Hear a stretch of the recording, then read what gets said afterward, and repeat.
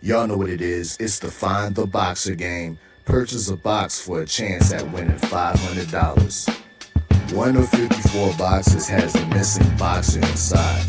Purchase your box or boxes by Cash Apping $ usual 50/50. Include your box number, name, and email address. Your box number will be confirmed and sent directly to your email. Each box is $20 with a 1 in 54 chance of winning. Remaining proceeds will go directly to the LDBC meet and greet in Las Vegas. Shout out to the LDBC, and remember, it's a usual suspect day.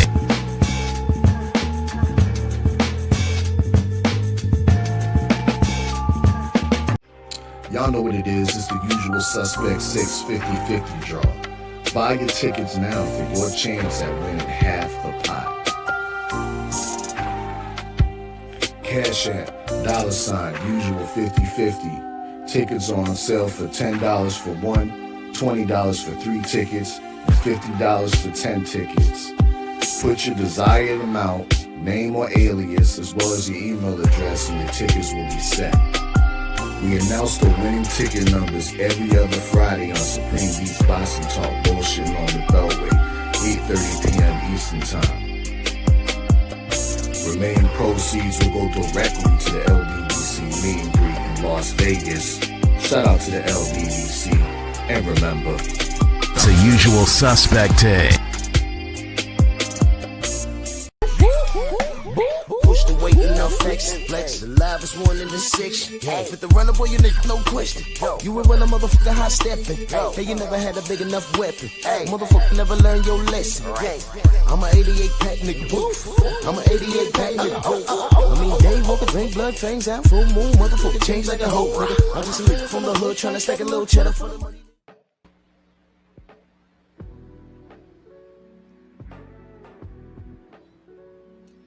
Yeah, buddy.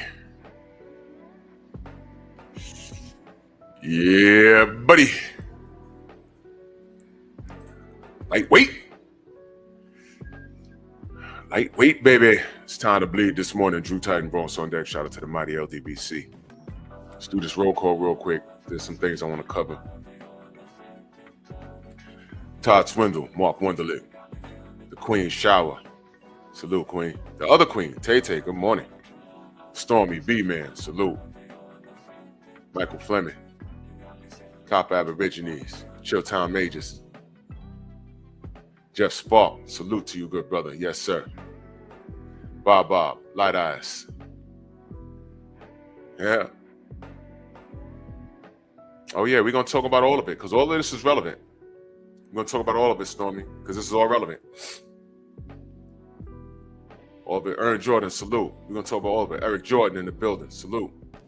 Got Ern Jordan. Look at this, y'all. You got Ern Jordan and Eric Jordan back to back. Salute. I'm going to play Lotto. Ratchet since 91. Key of Life. Salute. Rod Neal, my brother. Andrew 100. Salute. Prolific One. HC Boxing. Brown on Boxing. Salute. Smash the like button. Come on in. Steve L. the Mac, my brother Cortez Bowles in the building. Salute. So let's get down to business, man. My question this morning is, will the WBO stand on business? Now, we could see what's going on, right? But I need to remind you of their track record. This is a real question. Will the WBO stand on business? But I'm asking you, what is their track record? Because pretty much we got Teofimo dead to rights, but are they going to act on it? And if they act on it, what are they going to do? What are they going to do? All of these sanctioning bodies are in cahoots. All of them are FOS. That's an acronym, y'all. So early in the show, I'm not allowed to curse. By the way, my live stream yesterday, I had to review it. And it was confirmed by review that it was not fully monetizable because of, I guess it was the subject that I was talking about yesterday. But I stand on it. and the live is going to remain up. I meant what I said about that bug-eyed taco head knuckle dragging buffoon, and I stand on that. You know what I mean? So it is what it is. Jermaine Jubilee with the suplex. Salute, brother. Good to see you. True boxing night in the building. Salute. So here's the deal.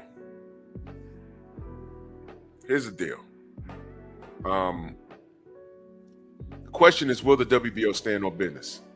All of these sanctioning bodies, I have trust issues with every last one of them. Jarrell, what up? I have trust issues. I'm going to remind you of, well, this is why I have trust issues. Well, let me just show you. I can show you better than I can tell you. Why does Drew have trust issues with sanctioning bodies? Well, trust issues with everybody. This is the WBA. You remember her? Gloria Martinez. Remember her? You remember what she did with Michael Fox? And remember the whole fiasco with Michael Fox and Gabriel Mastro, whatever that dude's name is. Remember how they tried to kill Michael Fox? Remember how they tried to kill Michael Fox? Remember how they tried to kill Michael Fox? But when I do that for a reason. That clown got to the ring with gloves that were tainted. It was skinned gloves. It was brought to the referee's attention. The referee said, "Hey man, can't do that." And he said, "Who signed off on these?" And you hear someone say, "I didn't." All right, so they got the gloves right. The fight continued. He actually should have been DQ'd right there. All right, and so much for you can't cheat because the commissions are in the locker room. So much for that, right? Because there was a commission who actually signed off on it. So these guys have been proven to not know what the hell they're doing a long time ago. So there goes that you can't cheat ideology. Okay, so he got to the ring. They unskinned the gloves. And if you don't know what skinning of the gloves is, go do some research. I covered all of this. The fight goes, and Gabriel Mastro, whatever you say this dude's name, Mike beat his ass, dropped him, I think in the first or second round, and continued to outbox him. It goes to the cards. They rob Michael Fox. Michael Fox disputes it, and they write a return letter. I did a video on that, and shout out to Southern T, my brother Southern T. He had him on the show. These clowns thoroughly investigated themselves, and they found themselves, they didn't find any wrongdoing. How about that? This woman was one of the officials. Who judged that fight and scored it for Gabriel. Her. Female Judge of the Year that year, right? 2019, right? Same woman who was found on her Twitter calling Michelle Obama all kinds of monkeys. So surprise, surprise, she's one of those racists. I'm not lying to y'all. This all happened. What did they do? They slapped her on the wrist, they suspend her, but they brought her back. They had her holding a belt. I did a video on this. Holding a belt. Two big black bucks about to lock horns. I forget which weight division. I forget the fighters. But I said, oh, they brought her back. Because she's married to a high-ranking official in the WBA. So, yeah, there you go. Drew, why you got trust issues? I'm telling you. But that's the WBA. This is WBO, right? What do we call the WBO? Whatever Bob orders. Top rank, right? In the logo of the WBO, it says dignity, democracy, honesty. Oh, honesty. Honesty? Honesty. Oh my God. Where do I begin? Do I play the Cameron Duncan audio? I'm going to do it sometime during the live stream. Do I play that? Where do I begin? Honesty? Huh? Loma, 14 wins, no losses, 10 knockouts. No losses? Wait a minute. I could have swore I was watching HBO and he fought a guy by the name of Orlando Salido and he lost that fight. Did I imagine that? Hold on a minute. Unified, undefeated. Unified, undefeated. What? Undefeated. What? Undefeated. What? Undefeated. What? Undefeated. What? Undefeated. What the hell is even that? So what the hell is that? 14 wins, 0 losses, and 10 knockouts. Honesty? Dignity? Democracy? Huh? Drew, why you got trust issues? Well, I'm only 12 minutes into the show, and I'm showing you. What I'm showing you is a track record. I didn't even play the Cameron Duncan audio yet. We just saw something over the weekend, right? Did we not? Did we not? What happened with Navarrete? Now I'm watching this thing, and let me tell you something, man. That was a great fight. Main Biker, salute. If I miss you in the chat, know that I love you. Listen, man, that was a great fight, man. You go to watch a boxing match and a fight broke out. And I swear to God, the Philippines versus Mexico, that rivalry never takes a day off. When you put a Filipino in the ring with a Mexican, things like that could happen. And we was witnessing something like, it was barbaric and we loved it, right? But something happened in that fight, didn't it? We all watched it. Did we watch it? So I'm looking at this damn thing and boom, Navarrete gets cut. I'm like, oh, look at that. That's bad. Derek, what up? I'm like, man, that's bad. Now, me personally, and I'm not in there and I'm no doctor, I personally think that they should have let that fight go for one more round just to see. Some of the greatest heroics happen when a fighter's back is up against the wall. That's just my opinion. That's the barbaric side of me. But the doctor said, within the best interest of the fighter, this fight can't continue. Now, incidentally, this picture of Teofimo Lopez that I love to put on everything when I'm defining his punk ass. This was from the George Kambosos fight. Can I ask y'all a question? Was that cut that Navarrete had over the weekend as bad as Teofimo's cut, or was it worse? I'm just asking. I'm not a doctor. I'm not a doctor. DP, what up? 88, what up? I'm not a doctor. Were those cuts similar? I'm not a doctor. I'm just saying. And Teo got cut. The fight was nowhere near over when he got cut. That didn't happen at the end of the fight. He was cut like, I want to say like round 9 or 10. And Teo almost knocked George out in the 10th round. Did he not? He was cut when he did that.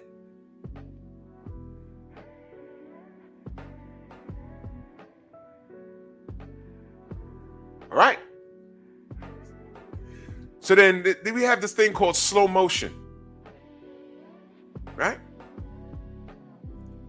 So in real time, I couldn't tell. But in real time, I said, that like a punch. Was there a headbutt? Like, you know, we watching boxing on television. Sometimes some of the worst headbutts that I've seen sitting at home, it's like, man, it was that bad? For example, how many of y'all watch Hakeem Rahman versus Evander Holyfield? I was watching it that night. On TV, it didn't look that bad when it first happened, but then he separated. It was like, ow. And then, you know, Hakeem Rahman turned into a goddamn monster right in front of us. He literally turned into half a Hulk face. CB Sports, salute. Woke, salute. And salute to you, CB. Got another king on, well, not on the way. The king is here. Salute.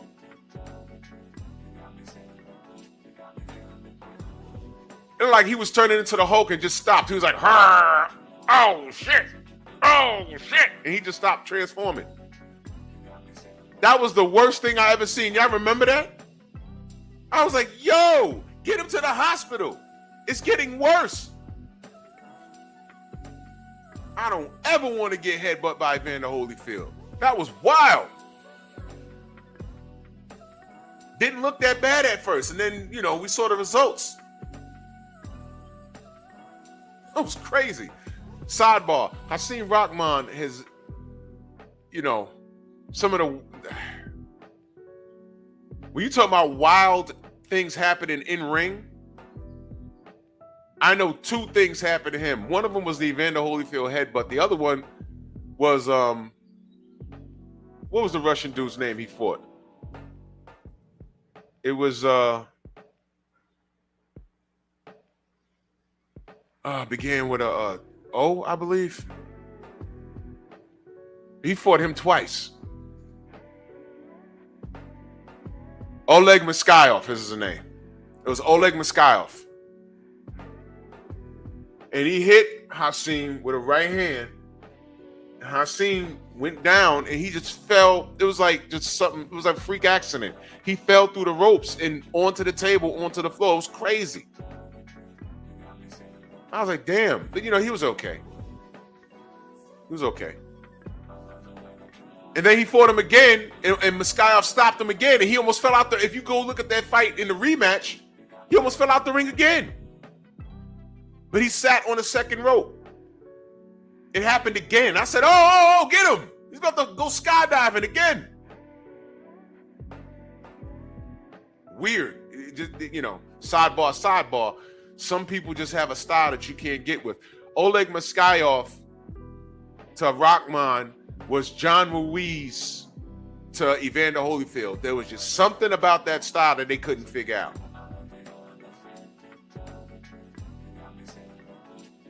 But yeah, man. So I'm watching this fight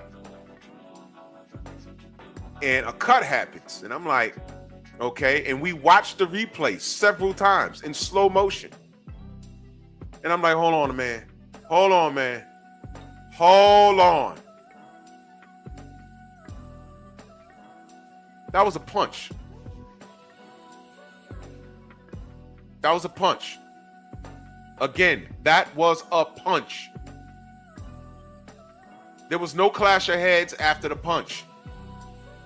And then he pawed at it. He may have made it worse. That's another thing they barely talk about.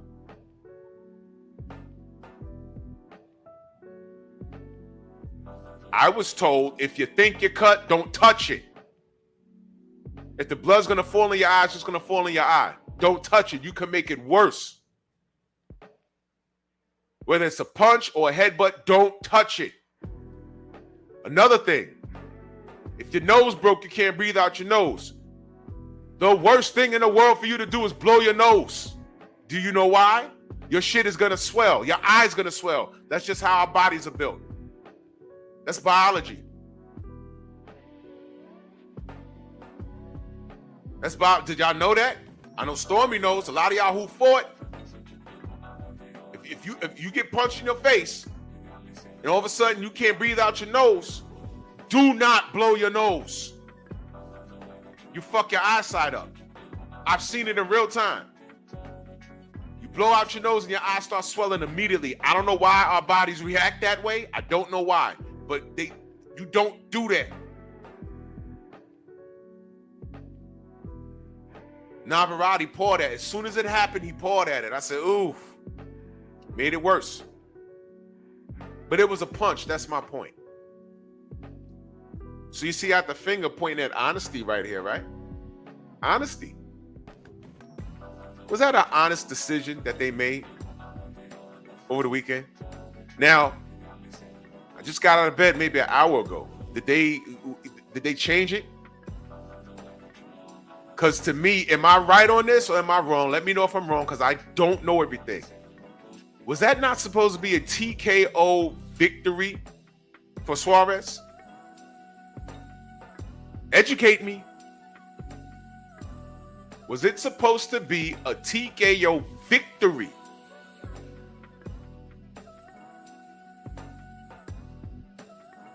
It was supposed to be a TKO victory, right? Right. Who they protecting?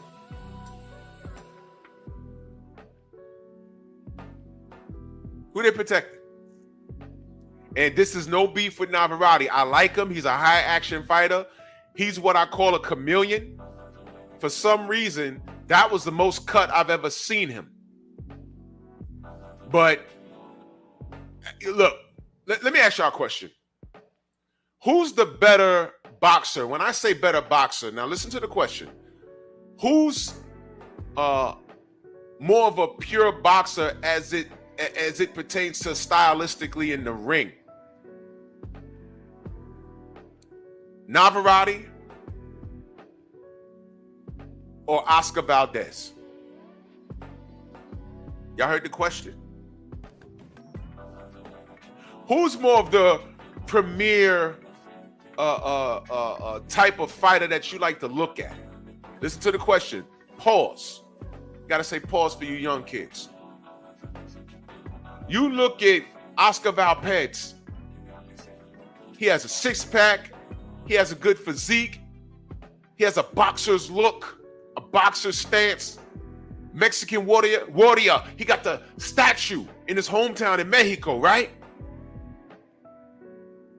Got in the ring with Navarrete, and how'd that fight turn out, y'all? Fought him twice, right? Fought him twice, right? But Navarrete over the weekend, he made weight, right? He made weight, right? How the hell is he at that weight and with love handles?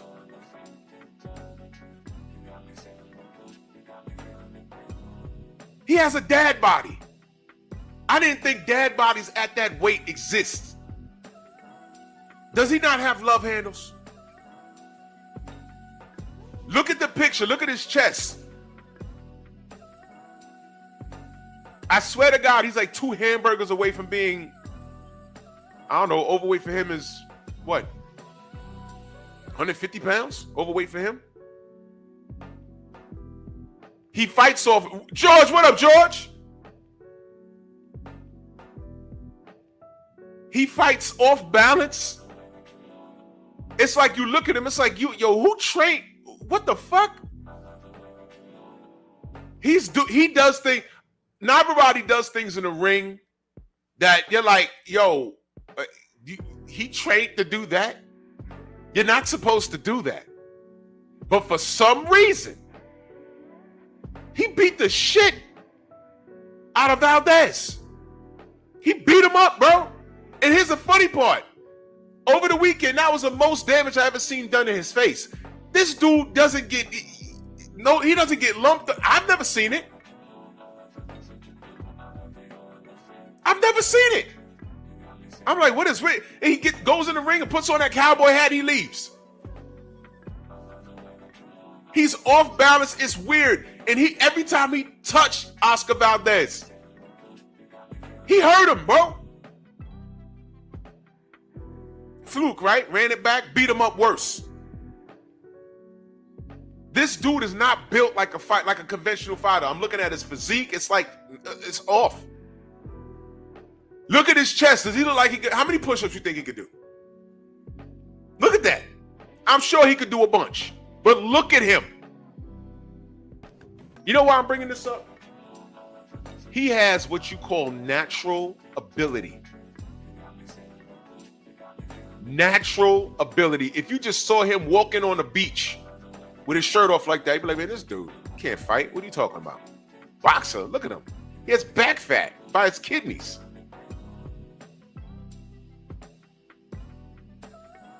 What is he, 120, whatever? But man, get out of it. Get that short little dude. Go sell some oranges on the side of the highway. But he will kick your ass.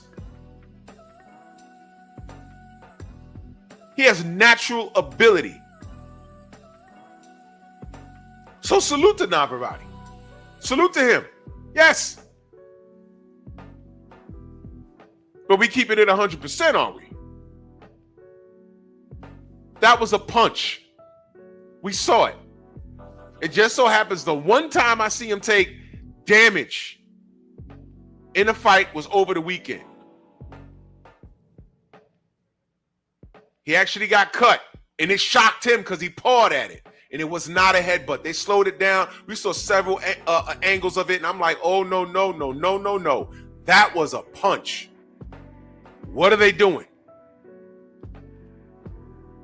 It was supporting that. Again, I don't know everything. Some of y'all know more than me, and I am not above being corrected. So last I checked, past whatever round that happened, that was supposed to be a TKO win for Suarez. Yes? That was supposed to be a TKO victory. But what did they do? What was the call? Don't matter, because they got to do it over now, right? Right. Right. So when I ask you, will the WBO stand on business? Are they standing on business? They're standing on business for Navarrete. They're standing on business for Navarrete. They're standing in the pocket for their Mexican warrior. Who's Suarez? How many of y'all even knew who he was before over the weekend? I ain't even gonna hold you. I didn't.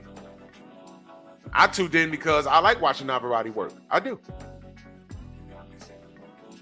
And I said, whoa. This Suarez guy, he's fighting. Oh. Then the cut happened. I said, oh shit.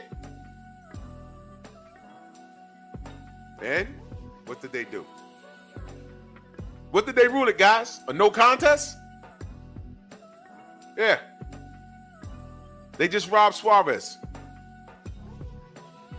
So back to the title of the show. Will the WBO stand on business? And now I'm asking you, what is their track record?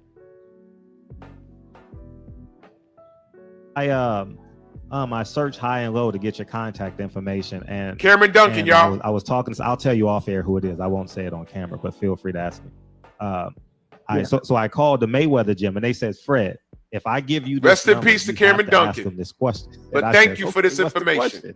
And they said, ask Cameron Duncan, do Top Rank have like columns of fighters? And they say, we don't want this guy fighting the black fighter. We don't want this fighter fighting the Mexican fighter, and so on and so forth.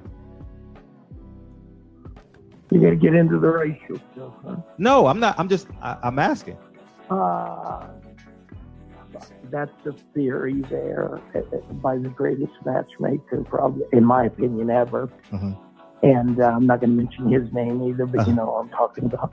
Uh-huh. And used to have a thing up on his board, NBF, no black fighters. Uh-huh. And when I was taught to bring up a fighter, and again, it's just, he used to say to me, you can go anywhere in the country, and I'm going to leave it at this. I don't want to go into a long discussion because people are people in God's eyes, and we're all the same. He used to say to me, you can go anywhere into a city in America or anywhere in the world and ask a white guy, and he didn't say any other, he didn't say anything about Hispanic, and ask a white guy to throw a jab, and half of them are going to turn backwards and throw it like a girl, and everything. Ask any black man on a street corner in any city in the world, and they will snap out a jab in a heartbeat. And I used to laugh. He said, they're just more physically gifted. And he said, and so they have speed, and better to stay away from them. Nothing personal. So I said, okay. And I've lived by that. And, I don't want to sound like some weird guy, but, you're trying to be safe with your guys. And so, there is a thing about that, but not in a bad way, in a very respectful way, to be careful. So that's all. How does that impact boxing? How does that, like the best fighting the best, the fans versus the business of boxing? Well, they're not. That's when you're starting out and everything. Okay. So that's not affecting boxing at all. It's just, when you're building a fight, or, you reach a point where the best have to fight the best. Gotcha. The only reason these fights aren't being made, Fred, is for politics and money and everything. It's not because of their color or who they are. Believe me, they want to fight each other and they want to make money. Okay. So those fights will happen. And it has nothing to do with race or anything else. It has to do with everybody getting along and making these fights happen. And you gotta get along and you gotta make the fights happen. And right now, there's fights that I know we'd all like to see, and it has nothing to do with anything as people. It just has to do with one promoter, says I need this much, I want that much, and manager, trainer, everybody wants to make a certain amount of money, and people are turning the fights down. They're not happening. Yeah, and now bad. You're on the other side of it now, because now you have Jaron Ennis, and now Jaron Ennis looks like the best thing since sliced bread in boxing, right? How does that old mindset or current mindset, it greatly impacts Jaron Ennis in 2020? So how do you balance that duality? I'll stop it right there. Y'all all remember that?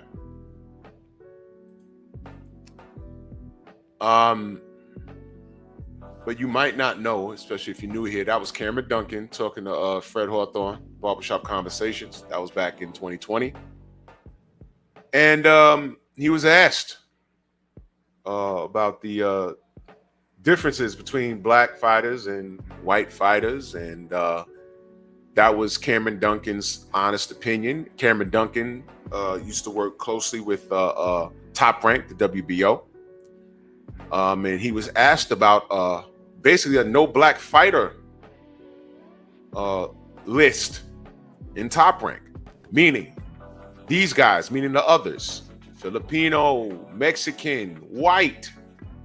Okay, these guys, we're trying to move these guys along, but along the way, regardless of the rankings, because you got to remember, rankings only mean something when they mean something. In other words, if they're moving along a guy who has a core following, whether it be from his country or his block, and people come out and they're selling some seats and they're making some money off of him or her, and he's moving up the ranks, they're going to find, there could be a black fighter right in his way. They will find something else for that black fighter to do so they can move him past him. And by the time we read about it, the guy that's being celebrated is being celebrated. And when he moves past his responsibility of that black fighter, because that's his responsibility, they move past him, what happens? Raheem Johnson was ducking so-and-so. Well, he's still ranked number 6. Last year, Rocky Rodriguez was number 10. Now he's number 3.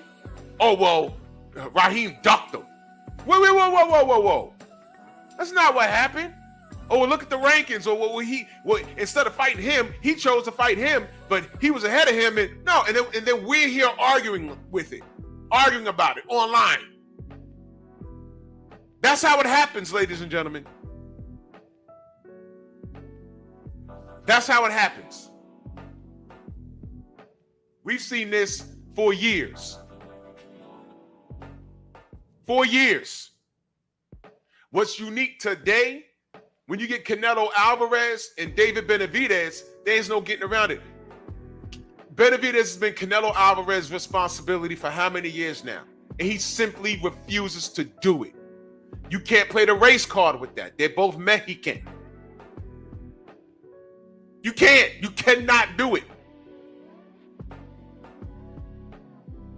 Canelo has lied to y'all. He even got on here and said, I'll never fight another Mexican. He said that. What does he do? Turns right around, fights Jaime Munguia. It don't get any more Mexican than that. What did he mean? Mexican Americans or half Mexican? Because David Benavidez is American, but his father is of Mexican descent, and I think his mom is Ecuadorian, something like that. What? It's excuses.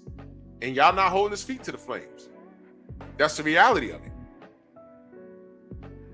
So like I said, rankings only mean something when they mean something. But the WBO, that no black fighter rule in their offices, that's real. That's real. Just so y'all know. And I'm just building my case.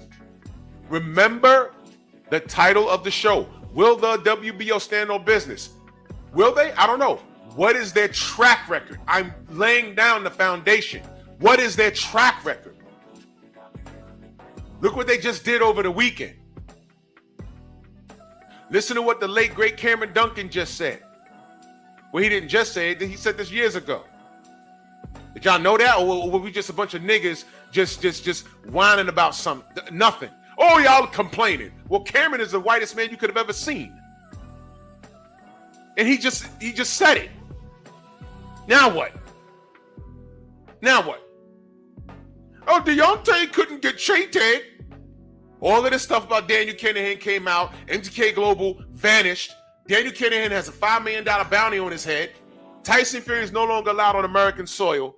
How much more proof do you need? He's not drinking water at his post fights. How much more proof do you need? A drug-free Tyson Fury struggled with Francis Ngannou and lost twice to Alexander Usyk. How much more proof do you need?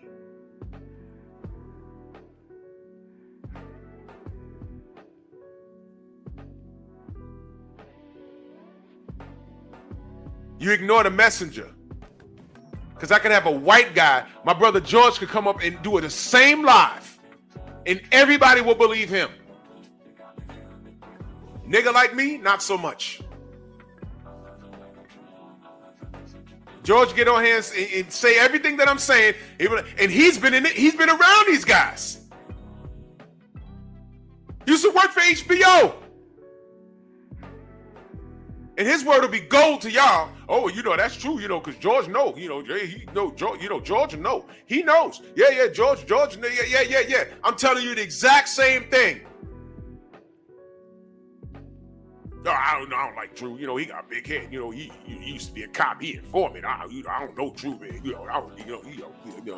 Coach Malakoon said, I don't know, Drew, LDBC. Okay, all right. Y'all go ahead, man. Y'all go ahead. What do I always say? Time reveals all truth, and a lie is nothing but the long way to the truth. The question this morning is, will the WBO stand on business in reference to Teofimo Lopez? What is there to investigate? He said what he said. And I'm going to let you listen to some more stuff. He said what he said. And he meant what he said. He's had mental issues, so this little motherfucker crazy. He crazy. What else? He's played the race card. And when we were telling people, this dude's playing this race thing, it's not cool. He was supposed to be reprimanded as soon as he did it. They didn't do anything. And when you had his detractors, whether they're friends of his or people that just don't like us, just live to contradict us.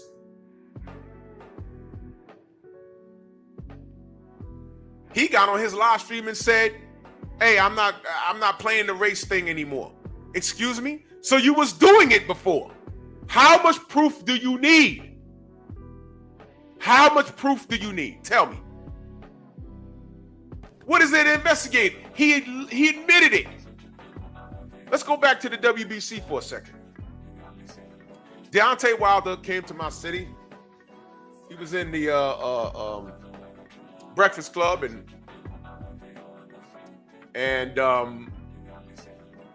he said, I want a body on my record. And the world lost its mind.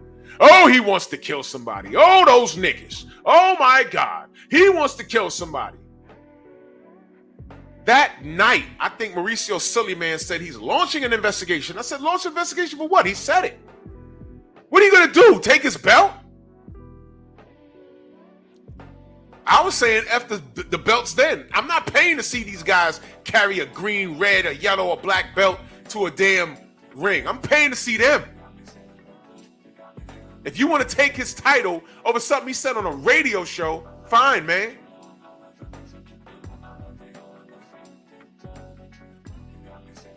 This is a man, when he was a kid, right, thought it was funny to slip Muhammad Ali, when he was a guest in the Suleiman house, he slipped some pork in his food and thought that shit was funny. Violated Ali's entire religion. You thought it was funny as a kid. Your father ain't raised you any better? Probably not. Because I'm looking how you move and shake right now, and I already know what Mauricio's about. He's shown us. So you want to launch an investigation on Deontay Wilder, right? But when Alejandro, her man ass, got into the ring with Franchon Cruz-Dezurn with traps bigger than mine, she came into the ring shaking ropes like Ultimate Warrior. I'm like, what's with this bitch? And all we asked was, yo, was she tested for any kind of pad or anything? Y'all remember what Mauricio Cityman said to the people that asked that question, namely us? Jew bully her because she gay. Look, well, we know she's gay. That's her wife right there. She has child. Look, we're not saying that she was born biologically a man. She's a woman. We're asking, was she tested? That's it. It's either yes or no. He never answered the question. And what did we find out? She popped dirty, not for a pet, but she was on hormone pills or whatever she was. She's going through the change of becoming a man. So basically, according to y'all science, because I don't agree with any of this shit, God made you what he made you. Okay? That's it. But I don't want to get into that. But she was going through a sex change, y'all. And she was on that medication to make her become a man while she was fighting Franchon Cruz-Dezurn, and it was illegal. And it took him 4 weeks or so to give Franchon Cruz-Dezurn her belt back after calling us stupid. This is the same guy. We told him, yo, what are you going to Dubai for to talk to this guy Daniel Kennedy? We just found out he's a cartel leader out of Ireland. His own country don't even want him. He told us to shut up. I'm judging Daniel based off of what he does now. I am not Interpol. I'm not the police. Remember that? I reported on it. Did ESPN report on it? No. Did your favorite hater channel of all of us, did they report on it? No. No. Absolutely not. I did. Art Hostage did. Never called us a liar. Y'all just said we making excuses. For what? Deontay? No, we found out it was deeper than Deontay. And bing, bing, bing, a week later, after he said that, America put a $5 million bounty on that man's head. And they said everybody on MTK Global cannot come to the United States. Bob Arum says, nope, nope, nope, nope. I don't want no smoke. I've had enough of my problems with the FBI in the past. I don't want no smoke. I'm cooperating. And what did Mauricio Cinnamon say? I made a mistake. Yeah, you think? You asshole? You think? And where's MTK Global now? They don't want to talk about that. You know how many fighters are on that do not fly list? Josh Taylor got caught up in that crap.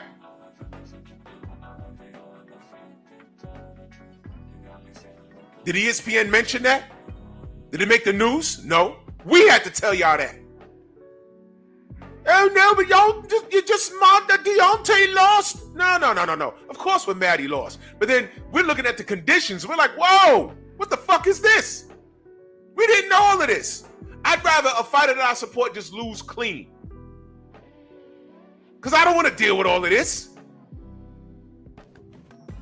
I don't. I would love to just come on here and talk boxing. But I can't. Because of this. And how else are you guys going to know this if we don't talk about it? Because you can't go to the worldwide leader of sports. Because they're not mentioning it. You're welcome. We're doing the work for you. You're welcome. And then we got detractors and knuckle draggers talking about, oh, we're just making it up. Well, you can't say that anymore. Oh, you're just mad. Of course, I'm mad because it's corruption. Fighters could die from this. Because if this was Al Heyman living like Daniel Kinahan, the world would stop. And that's my point. Deontay said what he said on the Breakfast Club, and they stopped. We're launching an investigation. Like, for what? He's a fighter.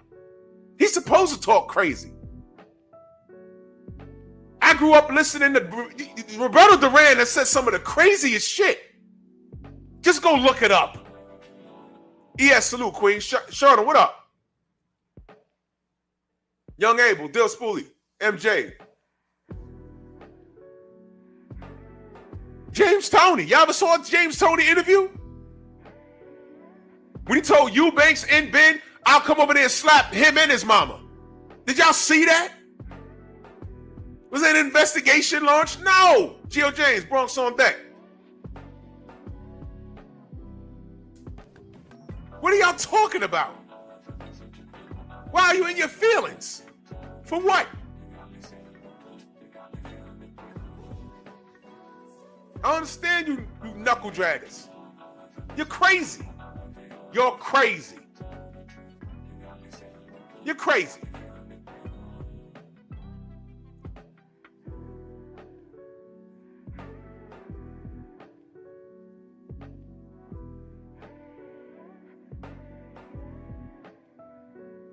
Thank you, Shogun. Hector Camacho. I fight all y'all niggas. Right there on free TV, I said, ooh. I knew it was coming. I wasn't offended. He from Uptown. He from Harlem. But you think the rest of the world understood that? No, Hector wasn't playing with the word. Hector's from Spanish Harlem. That's how we talk out here. He didn't mean nothing by it. But I knew what was coming. I said, man, somebody from Kentucky saw this. Oh, man, is he allowed to say that? Oh, my God. Those Negroes gonna get him now? No. There was Negroes standing right behind him. He's from Uptown. When he died, his funeral was right. I was there. It was right there on 106th Street. K-Rod, salute.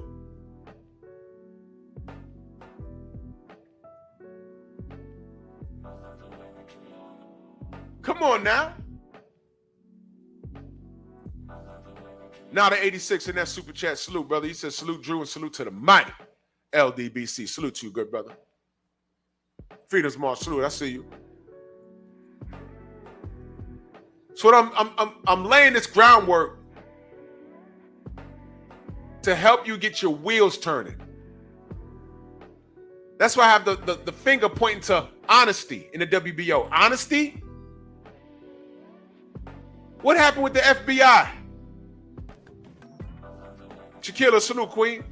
What happened with the FBI? How they raided the WBO's offices, their place of business. What happened there?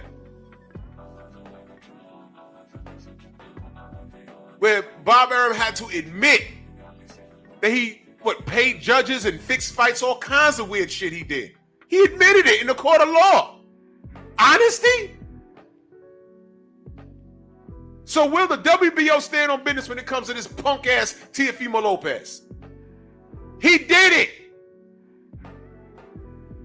He did it. All of you clowns that he was doing this for a while now. We were saying, why he doing that? Y'all were telling us, no, he's not doing that. He's not doing it. He is doing it. In his last video, he just admitted that he's not going to do it anymore, which means he was doing it. So the whole time y'all was fussing with us, he was doing it. He was doing it.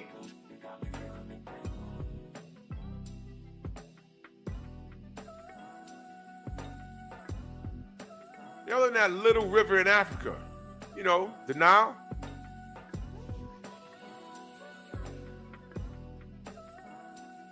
You're so busy trying to contradict us. You're so busy mad at us for pointing out the violations. And you're just like every stinking hater in the world. You've been conditioned. Every time a black person says, hey man, this ain't right, you think we're just whining and crying over nothing. But it's okay for every ethnicity around the world that's not black to pound on their chest and wave a fucking flag wherever they from. That's okay. But a black American can't say, hey man, I support Shoo Shoo. Why? Because he's from my town. Or he's just black American and I want him to be successful. Oh man, why would you say that, man? That's racist. Man, shut the fuck up. Big Joe Townsend, what up? Well constricted, salute, Brother Cole. Man, shut up. I stand on it. Black gun owners, what up? I stand on it.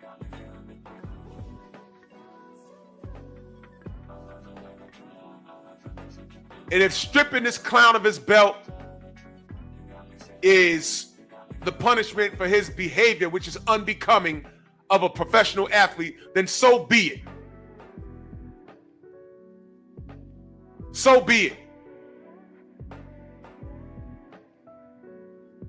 Because he don't play with the Jewish community like this. Nobody does. Because you know what they do. You know what they do. The fact that he's rubbing elbows with Ryan Garcia is disgusting in itself. Ryan never apologized. What did he do? He got up there and said, oh, I was on shrooms. Oh, okay, Ryan. What?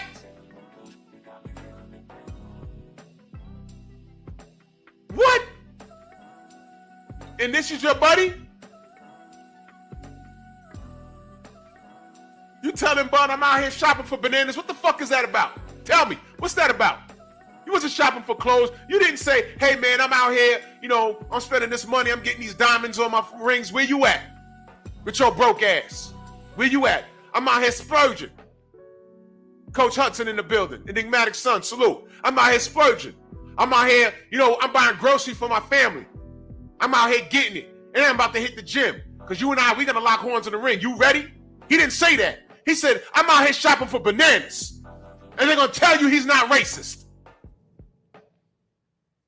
Now, if Bud has said, hey, man, I'm in the store right now, and I'm looking at this avocado. I'm looking at this chimichanga. I'm looking at this Tex-Mex kit right here. Hey, well, he's not Mexican. Oh, y'all look alike.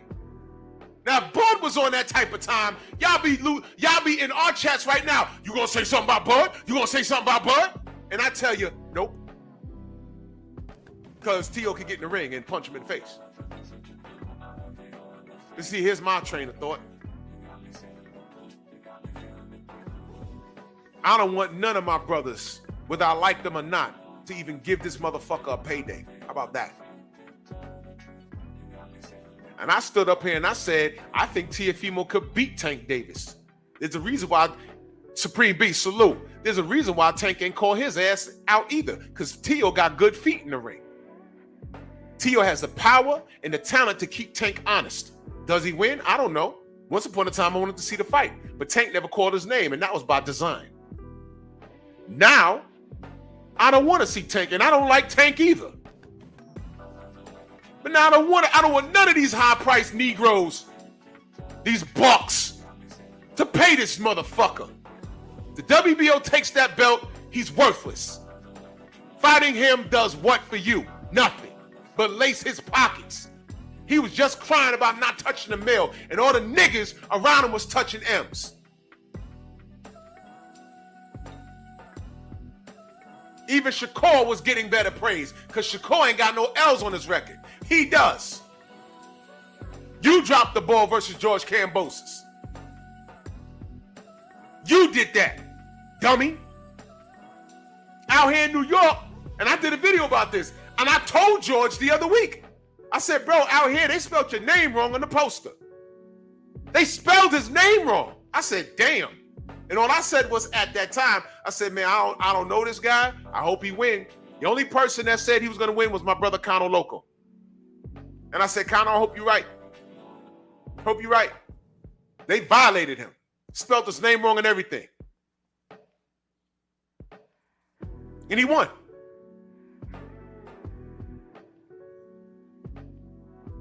He won. There it is. I don't want Africa fighting this guy. I don't want Tank fighting this guy. Tank can do whatever the hell he want to do. But I don't want him in the ring with him because that'll be his biggest payday. I don't want Shakur fighting this guy. I definitely don't want Devin fighting this guy. All these guys that I just named, they're going to do what they do. I don't want Boots in the ring. I don't want them feeding this motherfucker because that's what it's become about. What is he mad at? I don't like to talk about religion or colors, but if we want to say about something, I think the boxing will be in different place if we have black heavyweight champion. Of all of us from the 60 and the 70, living and seeing in the time of Muhammad Ali, you have a 3-4 legend in the same time. Look, boys and girls, the only reason there are white people is because black people came here first. And they faded as they moved farther and farther north from the equator. Their melanin faded so that their skin, their hair, and their eyes got lighter. Their brains didn't get smaller, but their skin, their hair, and their eyes got lighter. That's the only reason you children can call yourselves white. And you aren't white. We are all shades of brown. Don't get mad at me. I ain't say it.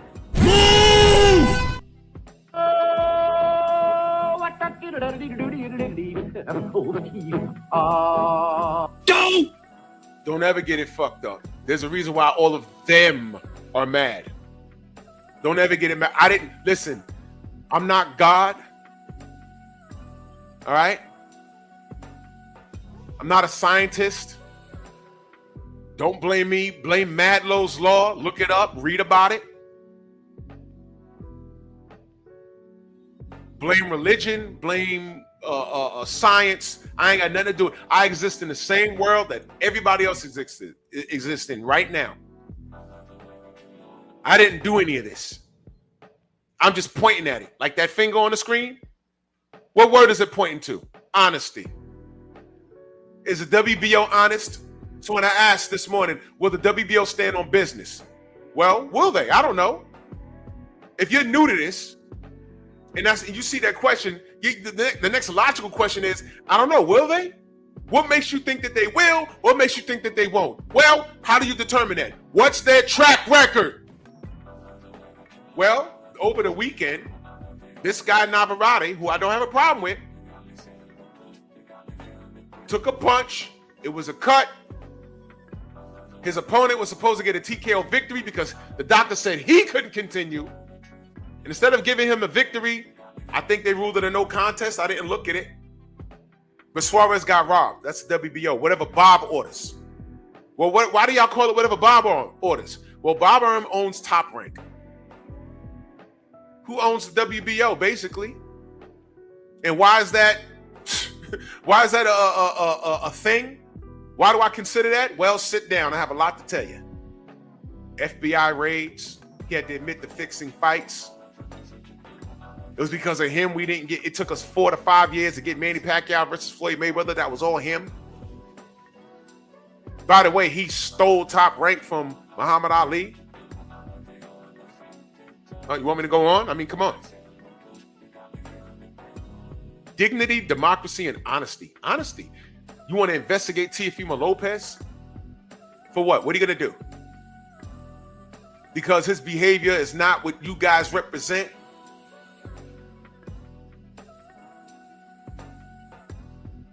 Red, you stupid.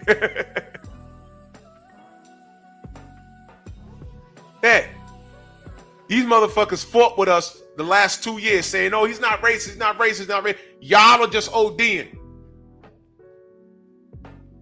Yeah, True Boxing Night, consulting fees from Daniel Kinahan. You know, Daniel Kinahan, who's on the run. $5 million bounty on his head from America. That guy. It goes on and on and on, and we expect them to do the right thing by doing what to Teofimo Lopez exactly? That's what I'm saying. It's up to us. You can't make these brothers get in the ring.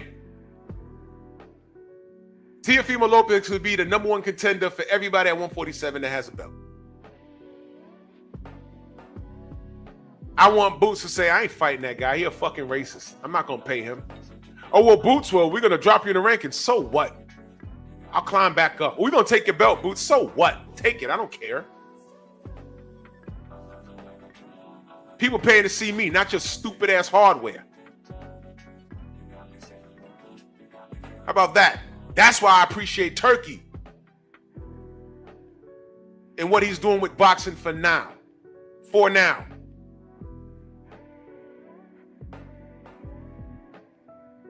For now. Exactly, G. McCall. We said all this shit about Deontay, we're whining and we're making shit up as if this motherfucker ain't got a track record of being a dirty fighter and a cheater, a drug cheat at that, an equipment cheat at that, inside and outside the ring.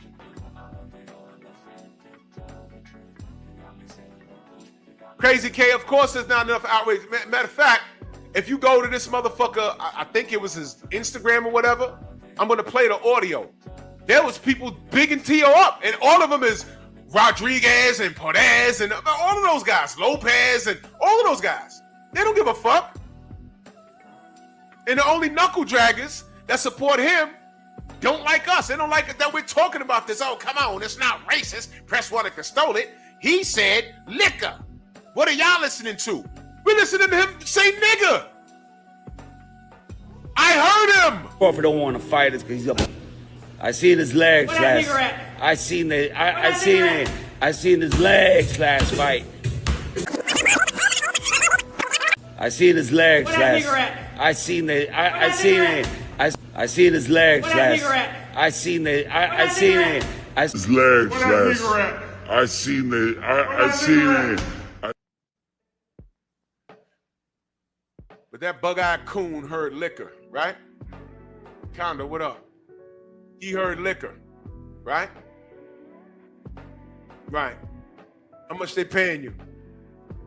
For you to just turn your back on your people. You know what? They ain't even got to pay you because, listen, man. Bro, you see his skin tone, right? That's the colonizer part of his bloodline. It's clouded his brain.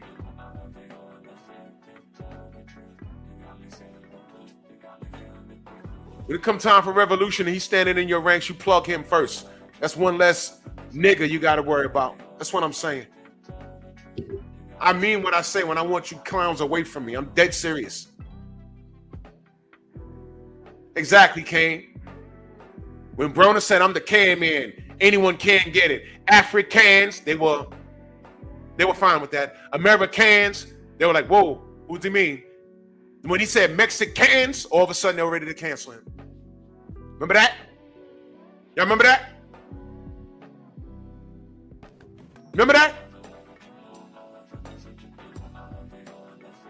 Africans, Americans, Mexicans. They was like, whoa, you can't say that.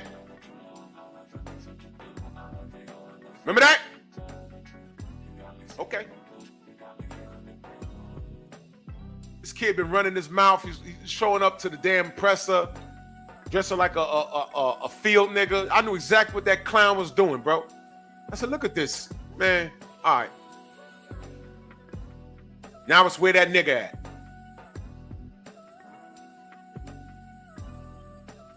And now they're talking about they're going to investigate. What's the investigate? What's the investigate? He said it. And all that time, we were saying, hey, man, before this where that nigga at situation, we were saying he was playing like this for a while, man. All you knuckle draggers and racist Latinos was like, no. You just looking too deep. And then this last, well, you know what? Let me just play it for you. Let's play it for you. Why use racism? I did it, man. Where that liquor at is what I say. Liar. Yeah, I could slow down the video, change my voice, but I know what I said. You know what I mean? Now let me be very clear. He's gonna tell on himself right now. Why do you think he's playing with the word saying liquor? Because he wants us to think that he said nigger. Why would you even want us to think that, you stupid motherfucker? Why would you even want us to think that? Why would you even want the world to think that about you? Why would you want that? That's how I know he said it. Don't take my word for it. Let him talk. Let him talk. I'm done using the racism.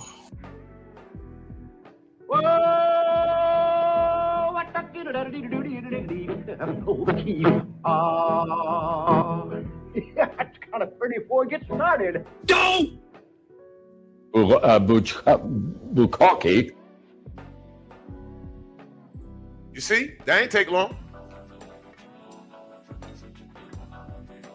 How you gonna say you ain't say it, and then you're gonna turn right around in the same sentence saying I'm done using racism? You see what I mean? It's okay. Let's go back. Let's go back.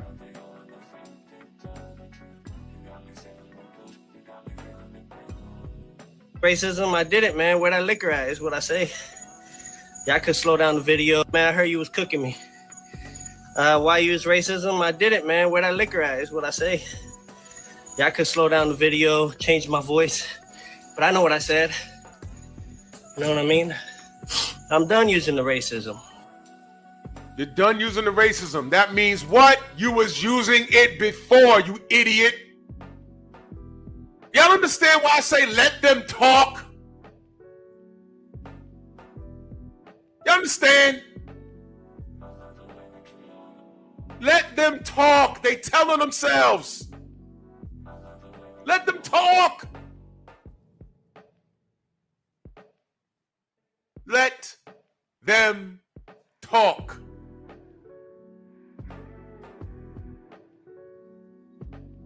Let them talk.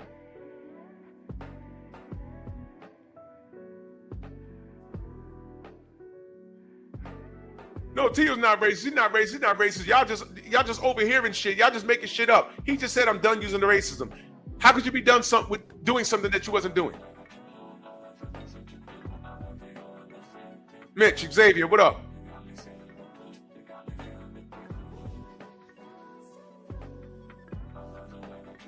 Just let him talk. He just told on himself.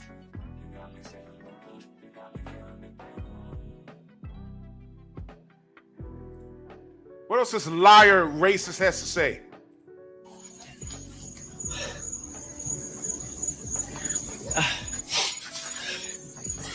I'm done with that. Y'all don't know the backstory about what Crawford said to my father? Fuck your father. It's like y'all just focus on, on his part and that's it. I'm looking at somebody that says Mexico supports you for real, champ. You see what I mean? Mexico supports you for real. You see what I mean? San Pedro, Suya, with the thumbs up on this. Lordy Juarez, with the love emojis. You see what I mean? Because y'all deride him. But like, he said my father was a drunk. And then my father, at least that, disrespecting my father. So I just said where that liquor at, because we over here in the gym. Whether y'all believe it or not, that's on y'all. It's full of shit. It's okay though. I understand that. Greetings from, I'm reading what's on his shit. Greetings from Afghanistan to my role model. Morteza. So this dude might be in the military. See what I mean? See what I mean? This is a black entertainment industry, and I'm not black, so comes with it. You guys get more of the things that you need than anybody else. Don't get me wrong, y'all suffered a lot too, so it's okay. Y'all hear this motherfucker? He's telling you what it is. He's telling you why he hates us. He's telling you what all the banana shit was about. He's telling you. He's insecure. What do I say about a lot of insecure people? They're too stupid. They're so worried about everybody and everything else that they miss their own fucking blessings. He was so worried about money and sales and all this other wild shit that he got in the ring, and George Kambosos whooped his ass. And he still, God said, look, I'm going to do this to you, but you need to learn why I'm doing this to you. He didn't learn a fucking thing. Teofimo's next loss is going to be so unexpected and so bad. He might have to go on suicide watch because he's mentally fragile like that. Just like Ryan Garcia. By the way, has Ryan Garcia done an interview? Has he been on Twitter? Because I'm not on Twitter. Y'all got to let me know. Has he been loud-mouthing? What's his next move? I know Devin wants that smoke. Y'all remember Get It Back in Blood? He wants that smoke. Has anyone spoken to Derrick James? What's the next move? Huh? Y'all know I'm a hater, right? Okay. Okay. I'm just asking. This dude is blaming black people for what misfortune, motherfucker? You're a millionaire now. And you're a talented fighter. Did you ever hear me say that Teofimo's trash, by the way? Did you ever hear me say that? You've never heard me say that. This is what's upsetting. I don't understand why he is so triggered by black excellence. Why? Just call out Tank to fight him. Why you gotta call him us out of our name? You could have been fought Devin. Instead, oh, well, I'll just play it for you. Hey, Devin Haney made a comment, you know, trying to make whatever it is. But at the end of the day, Devin, you don't know. The WBC is not going to have you, even if you do the competition, they're not going to have you fight for the title. You can get mad at everything. I'm fighting for the title after this fight, for the IBF. And then after that, me and Loma for all four. And where are you? You're not going to get a shot, bro. And you don't know that, but we do. And that's what we did. I'm not going to fight more fights. So it is what it is, man. Talk what you got to talk, my dude. But at the end of the day, you're not becoming a world champion at 135. See that? Now, here's why I say you don't pay this motherfucker. Because right there, what he was doing, it had nothing to do with him trying to prove a point by fighting Devin and proving that he's the best in the ring. It had everything to do with him stumping Devin's career, which will cost him money. Because you heard him say, even if you do the tournament, it's not going to help. Because what he was doing, he just admitted, because he fought on Top Rank, which is the WBO. He mentioned the WBC meeting, right? That's the WBC and the WBO. That's Mauricio Suleiman and Bob Arum. They were investing in Teofimo Lopez, not Devin Haney. And he spilled the beans in this interview. This was 2018, y'all. He spilled the beans. He never wanted to fight Devin Haney. You know why? Not so much that he knows Devin will whoop his ass, but in his brain, he can't lose to another black fighter. It'll bother him. That's how racists think. But this idiot said the quiet part out loud. That's why that interview, that's why that soundbite is so important. To you slow people in the back. They like to dick watch me and try and find out a flow on what I'm saying. Keep digging. You're not going to find anything. That was Teofimo Lopez talking about Devin Haney in 2018. He just admitted WBC and the WBO, they're all in cahoots. They were invested in Teofimo Lopez because he's Latin. They didn't care. But this fool has no identity.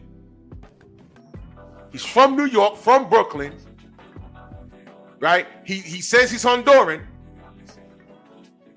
I don't know what Honduras fan base comes out to go support him. When he's fought, I didn't see any Honduran flags waved. Not like that. So who are you? I heard through the grapevine that when Cotto was retiring, he wanted to be the one taking over the Saturday night fight before on the eve of the Puerto Rican Day Parade. That's usually a big fight day for New York. You know why? Have y'all ever been to a Felix Trinidad fight? He always fought on the eve of the Puerto Rican Day Parade at Madison Square Garden. Huge. Huge. And then Miguel Cotto. Who's next up? I would think Xander Zayas. But we working. I like Xander. We working. I just want to see what he's about. But I like it so far. He has a look. He's in touch with his people. I love it. So I think he's next up for that date. But Teofimo wanted that date. I'm like, well, okay, that's great, but yo, you're not Puerto Rican, bro. You think I don't know about, not all Latinos think they're not just going to accept you because you speak a little Spanish. And no. No. Don't do that. You could never take that date. So who is he? Instead of being a talented fighter who wants all the smoke, because physically he could do anything he wants to. But those fights that he looked bad in, that was a mental collapse. That's what I'm saying. He's fragile. If you get in there with Devin Haney and has a Sandor Martin performance, he's getting fucked up, and he can't have that.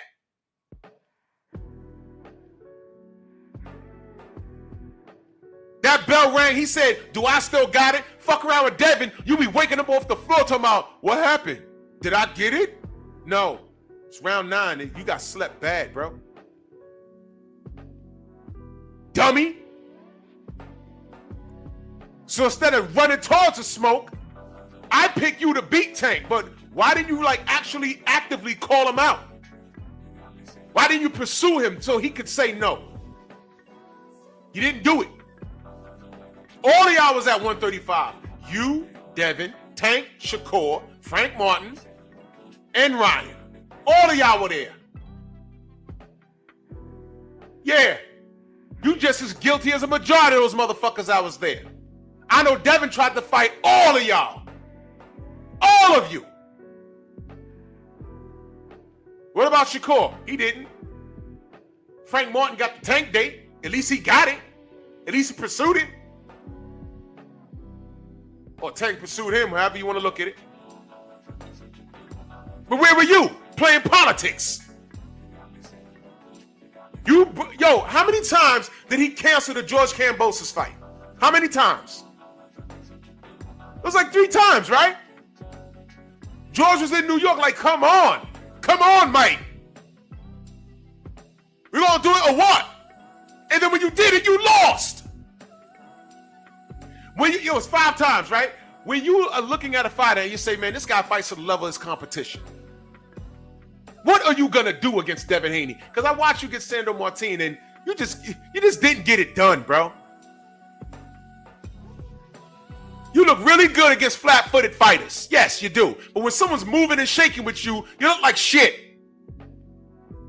That's why there was never a Devin Haney fight. There's a reason. It's a reason. And he hates us for it. He hates black excellence. So that's why I look at you knuckle draggers. And I'm like, how on earth? You can't hate me that much that you want to support this guy. The devil is a motherfucking liar. So you know I ain't worried. Biatch. Stupid bitch.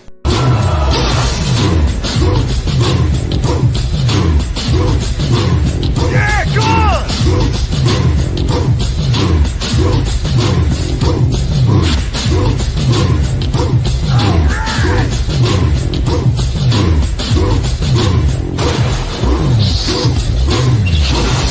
Yeah, man, come on!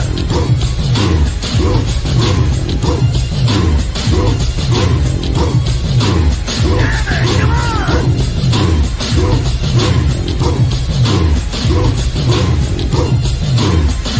Yeah, man, come on!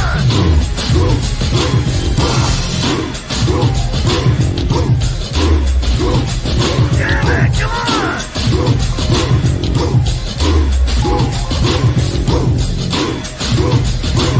Better than that!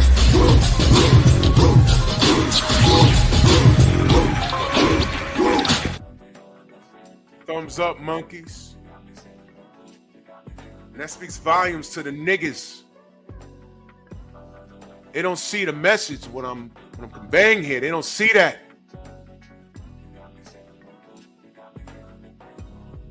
They're just like T.O. All these dudes with these $100,000 subscribers, and they, I don't know how you have 100,000 subs and you click live and only 10 niggas in there. I don't know. Well, I know what happened, but I'm gonna let y'all figure that part out. Y'all figure that out. 100,000 subs, you click live, only 20 people in there. I barely have 9,000 subs, and I have over 120 people in here every morning. But, whatever. Whatever. But to the guys that have real big channels, and when they click the live and there's 400 people in there, fuck you worried about me for? What are you threatened by? What are you threatened by?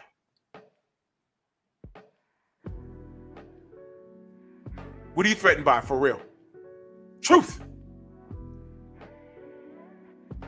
Truth.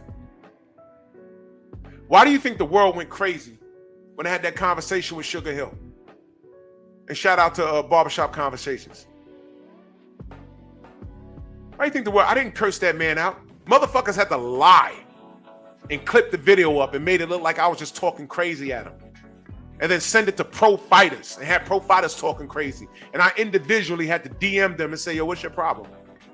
Here's the real link. Watch it from start to finish. You watched an edited video on it. That's how me and Devin Alexander got close. Because someone sent him an edited clip. And when I spoke to him, y'all remember it was on Finance Channel. When we spoke, we had an educated conversation. It wasn't about cussing and screaming. He was bamboozled. And when we spoke behind the scenes, he was like, man, they always try and do that to us, black people. They want us at war with each other. They sent me a clip, and he sent me the clip. I said, this is some good work. It made it look like I'm just walking on Sugar Hill. I said, of course it didn't happen. Because there ain't no grown man in the world that's going to give you his time to allow people to bark on him. I said, no, that's not what happened. They sent him a 3-minute clip. I said, no, I spoke to that man for at least a half hour. I sent him the whole clip, time-stamped. And I said, look, listen, that's what it is. And the legend of the truth spawned from there. That was my viral moment. Fanon called me up the next morning. He said, congratulations. I said, what do you mean? He said, yo, you viral, bro. You made the front page news in the UK. And I said, I didn't do anything. I just asked him questions. He couldn't answer them. And what did these American niggas do? Oh, you said, you're spreading violence in the boxing community. You said you wanted him to die in a car fire. I said, context. What exactly did I say? And if you didn't know about it, go watch the video. Go to Fred's channel and put in Drew Titan and Sugar Hill and watch it. There's context to what I said. He didn't just cut on the camera. Hey, Drew, you on? Yeah. Yo, man, I hope you die in a car fire. That's not what I said. I did say the car fire, but there's context to what I said. It's something I said before that.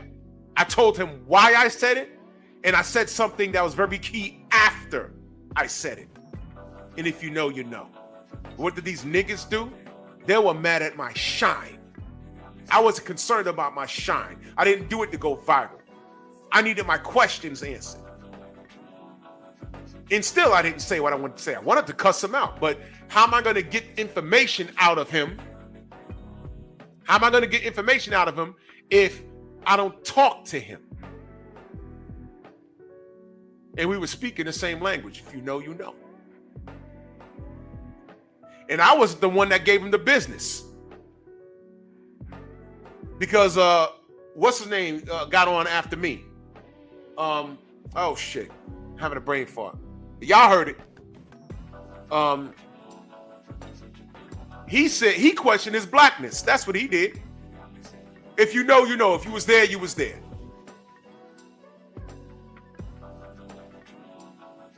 Was it Deacon Dollars? It wasn't Deacon Dollars. Damn. Because I spoke to him over the phone about that. He questioned his integrity as a black man, or lack thereof. He cooked them. That was my viral moment. Forget what I said. I was like, oh shit. And Tay Jones was on before me. He was like, yo, you know what he did. You know what you did. I was like, damn, I didn't do any of that.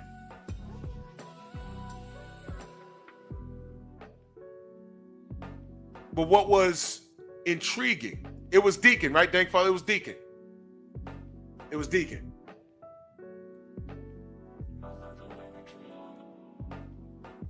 The intriguing thing was so many black Americans that got mad at me for questioning Sugar Hill because they didn't like Deontay Wilder.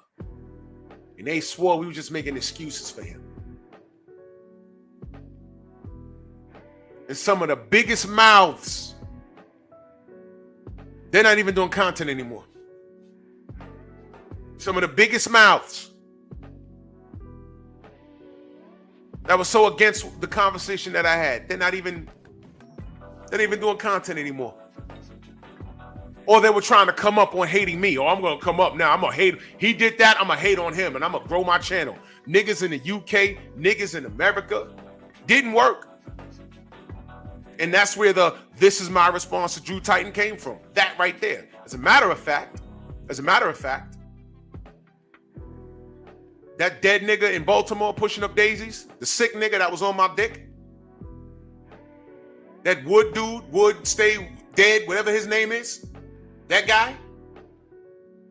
Oh my God, a video every day. He was a moron. I said, you know what? I'm not even responding to him. He's crazy. You could listen to him and tell. This is my response to Drew Titan. That nigga, who's dead now because he was unhealthy. I had nothing to do with it. He was a brittle diabetic, according to his daughter, who put that post on his page. And everybody that was like, yo, rest in peace, rest in peace, rest in peace. I said, blocked him. Don't fuck with him. He's a racist. What the fuck? Those were the people that he chose to keep company with? Hey, man, good riddance. Never said anything about him. Never said anything to him. I ignored him. That's the same guy that said he was going to sexually assault Black Fight Fan's daughter. That guy.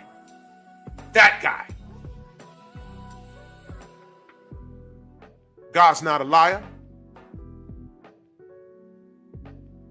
When Teofimo Lopez called Deontay Wilder a bitch after the second fight, when he said I didn't feel right and everything was going on, Teofimo Lopez called him a bitch. I had to call Tay Jones and I said, yo, what y'all got going on with Teofimo Lopez? He said, nothing. We don't know the nigga. So I said, what the fuck is he? What? He went in on Deontay. Y'all remember that? And I went in on him. And I was super belligerent, whatever. And it was so crazy because Fred couldn't upload his live because I went off. I was in front of my building and I was just going off. And I said, man, what are you talking about Deontay for? You got Haney problems, bro. I said it back then. This was like 2019. It's like 2019 I said that. Y'all remember that? I said, oh, okay. But Would Stay Real recorded it on his cell phone off of a computer. Teofimo will slap you, YEW, you in your face. You are on steroids. Nigga, push those daisies up. You're not my brother. And the only person weeping for you was probably your daughter. And you failed at that, nigga. Listen, man. I'm not Jesus. I'm not going to celebrate and say, hey, man, you know, whatever. You know, I don't know. No, fuck that nigga. Fuck that nigga, for real. Because that's how they felt about me. The other motherfucker that showed up, he's probably watching right now. I'll put his picture up right now. This motherfucker jumps on Fred's show. Talking about, we need to stop the violence in the boxing community. And I'm just listening. Like, I didn't know anybody got into a fist fight online yet. I mean, it may happen, but I didn't know. And I'm just listening. Yeah, because, we got to stop talking about car fires. And my antennas went up. I said, car fire? I said, man, niggas still on that Sugar Hill shit. By then, it's like 6 months later. Y'all still on that shit? So I let it go. Then he says, yeah, man, because, we got to stop the violence on this internet, man. Because, people talking about car fires. He said it again. I said, hold on, man. So I got on the live. And I said, why is that nigga talking about? Why is he referencing to something I said to Sugar Hill and it's in the wrong context?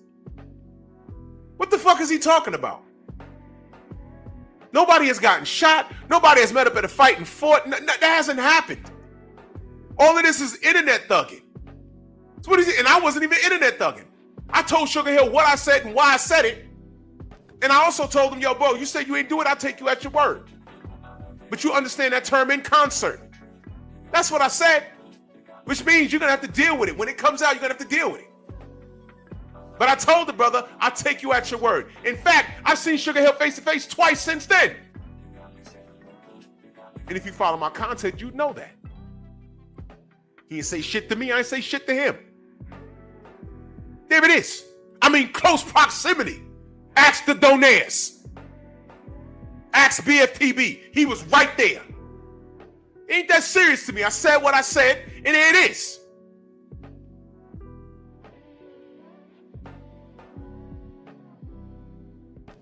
I live what you talk. I said what I said. But this dumb motherfucker talking about, oh, you can't, car fires. And then he pulls up on somebody else's live that I used to be cool with. And he in the chat. No, I'm in the chat just saying salute. And he on the panel. Oh, there goes Drew. Tell him to pull up. Now, I had something to do that day. Me and some friends of mine, we was going out, get some drinks and, whatever. And it was like a Friday or something. And I'm in the chat, just super chatting. I'm like, yo, just salute, supporting, whatever. Yo, no, Drew, pull up. So my boy calls me up. He says, you're running a little late. I said, all right. So I pulled up. Yo, here I am. What do you want to talk about? Nigga says, yeah, that interview you did with Sugar Hill is malarkey. Whatever word he used. And I said, okay, that's your opinion. But what about the interview bothered you so much that you want to call it malarkey? And he got quiet. And I'm like, hello? You asked me to come up. You asked me to come up. Here I am. Let's talk. Well, I said, which part of the interview is malarkey so we can discuss it, man? Well, I don't know. I said, okay, so why'd you ask me to come up here to talk to you about something that I did and you're unprepared? You know what he says? You're right. Yeah, I know I'm right. Prior to that, he's like, oh, well, you can't be from New York. You ain't from the Bronx talking like that. I said, nigga, I'm in the Bronx right now. This is where I live. What are you talking about? Born in Harlem, raised in the Bronx. What are you talking about? Yeah, I'm from the Bronx. I said, you from the Bronx? Or wait, whoa. Where? He says Allerton Avenue.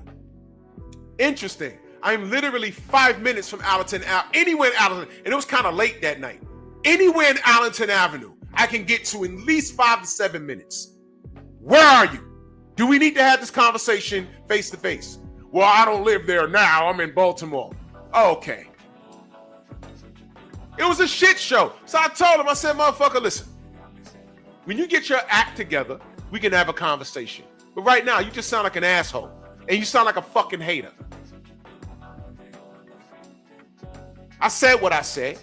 And I really had he had an issue with me and then couldn't close the deal. I was there. We had a conversation and it was shit. Re-up. Then we can have a conversation. Well, I ain't hear from him. But of course, he went around to other posts talking about me. And then literally years later, let me tell you how God works, y'all.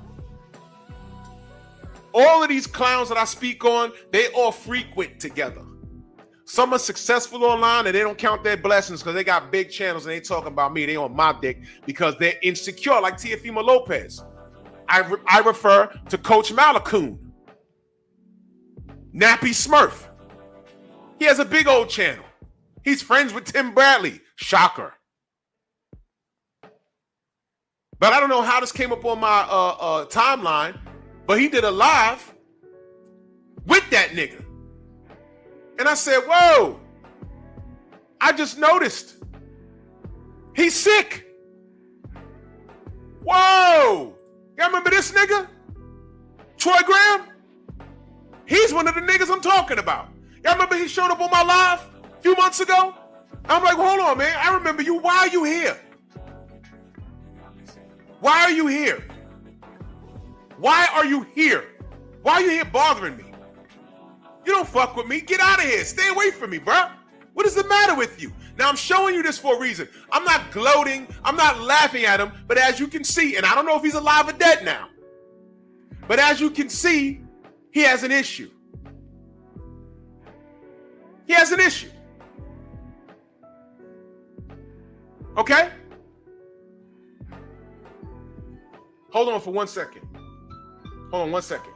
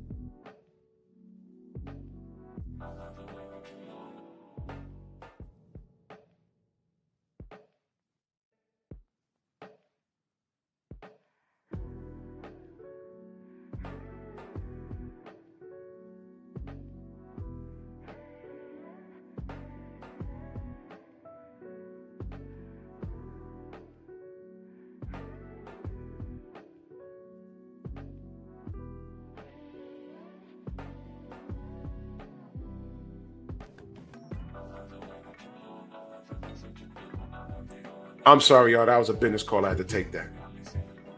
So this brother, now I want y'all to understand something. Y'all see what he got going on. Y'all see what he got going on.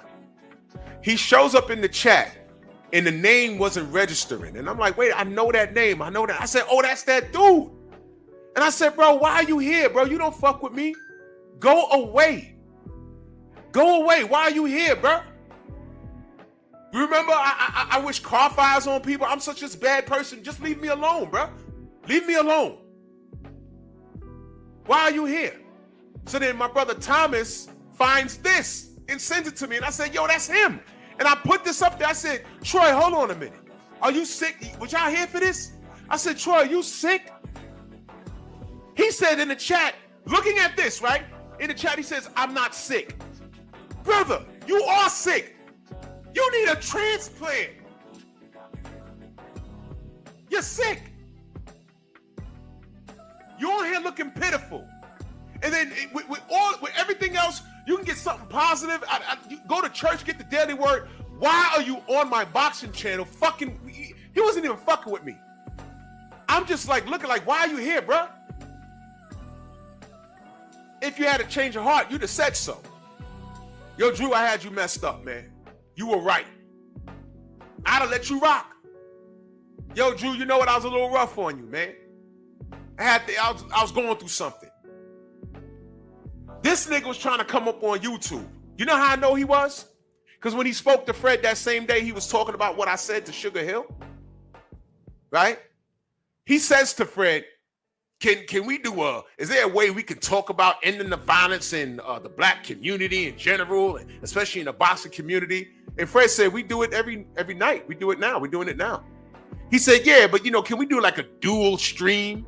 And my antennas went up. Why the fuck would you want to do a dual stream? You know why?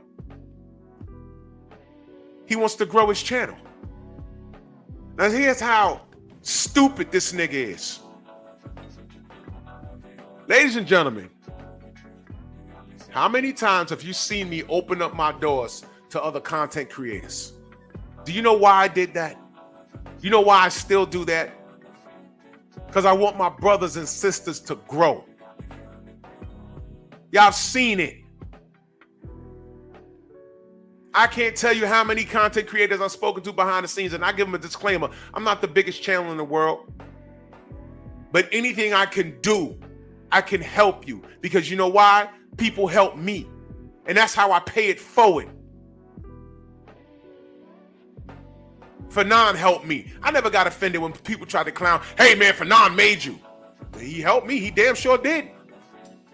He damn sure did. Got anything else? Oh, the general, he made you. Damn sure did. Black fight fan, damn sure did. The sensei helped me, and I definitely help him.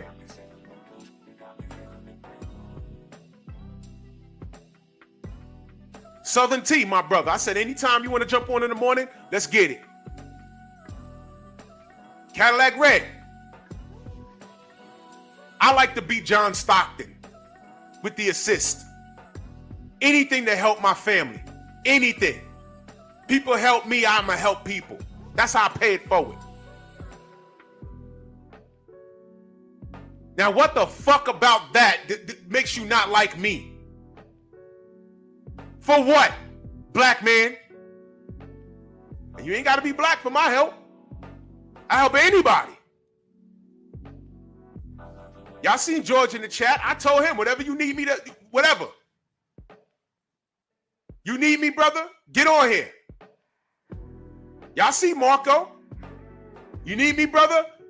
What you need me to do, bro? Anything I could do. As a matter of fact, I got to call him because I'm going to a presser tomorrow morning. Edgar Berlanga and Shakur, and you know that the presser's tomorrow, and I'll be there. It's called spreading love. That's what I do. Some of your favorite YouTubers, you don't even see these niggas at the fights. Because they're too fucking afraid about something that they said on here. They're afraid to get punched in the face. I don't run a channel like that. I'll defend myself 100%. But here's why I'm showing you this dude right here. And it's unfortunate. I'm not clowning him. I hope he reaches goal of 15 grand. But let me ask y'all a question. Had he had made love and not war, he would have had more than $860 last August.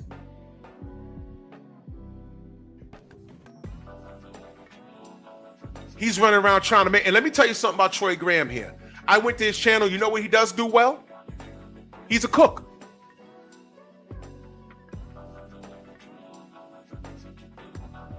He's a cook. I went to his channel. I said, look at this brother. He could cook, man. He's nice with it. And I'm like, yo, why the fuck isn't he not amplifying what he does well? He's a cook. He's good. He's good. Watch this. Had he been cool, you know what I would have done for him? I said, look, bro, you got some skills. Stormy B-Man does a food show.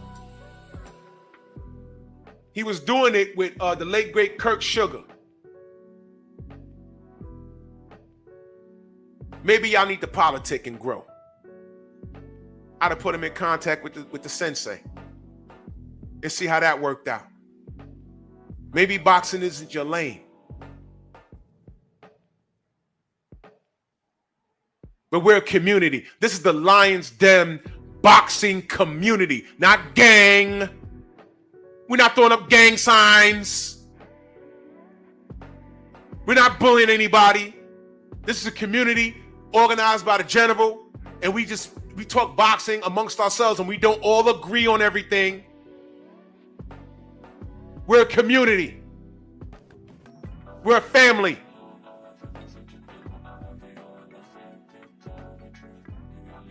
And everybody has a preconceived notion because they listen to the negative.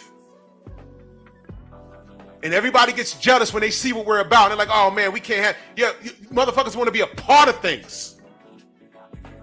And instead of being a part of things, if they can't be a part of things, they want to burn it down.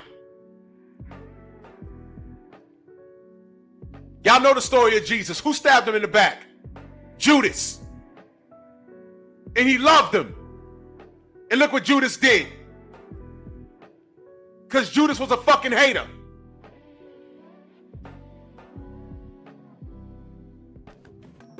I want this brother on here looking for a transplant? You think I want him sick? So when he showed up and then someone sent me this, I said, wait a minute, bro. Why are you here?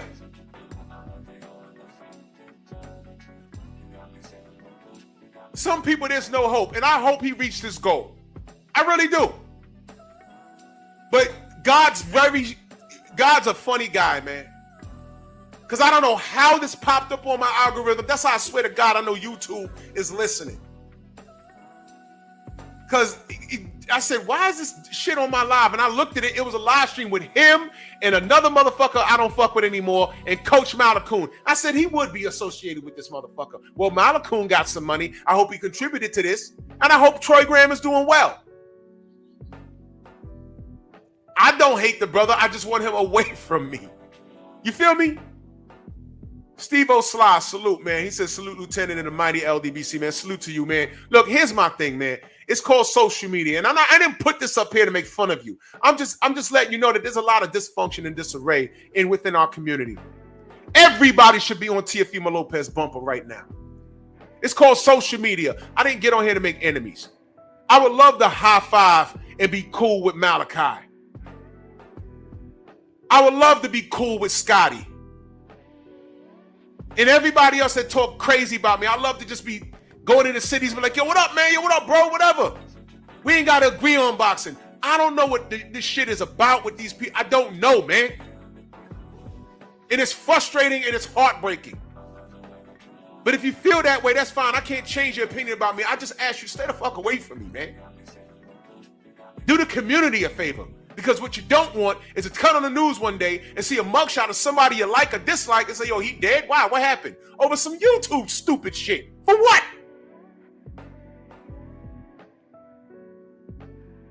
I'm like legit grandparent age. I'm in shape. Don't get it fucked up. But come on, what the fuck? This is what Martin Luther King and Malcolm X died for? For us to be going back and forth, bickering, told my pull up over a boxing y'all niggas are whacked out of your skull. And meantime, while we gangbanging over the internet, here come Teofimo Lopez and Ryan Garcia with their racist bullshit. Whole time Bob Arum talking about there's no black fight, no black fighter rule in the offices of Top Rank. And we're pointing at it, and you niggas are so worried about your bottom line at the 22nd of every goddamn month that you're going to ignore all of it.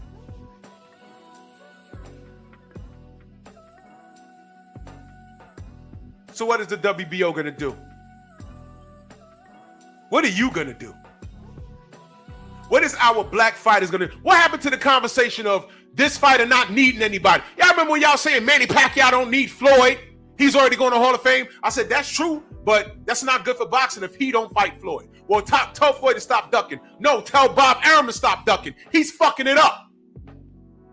Remember when Floyd said, I don't need Manny, I'm going to Hall of Fame? I said, that's true. You're also going to Hall of Fame, but motherfucker, I still want to see you beat Manny, man. You motherfuckers better not retire without fighting each other. This is boxing. What are we talking about here? I fucks with Navarrete, but goddamn it, they got that call wrong over the weekend. And that's not fair to Suarez.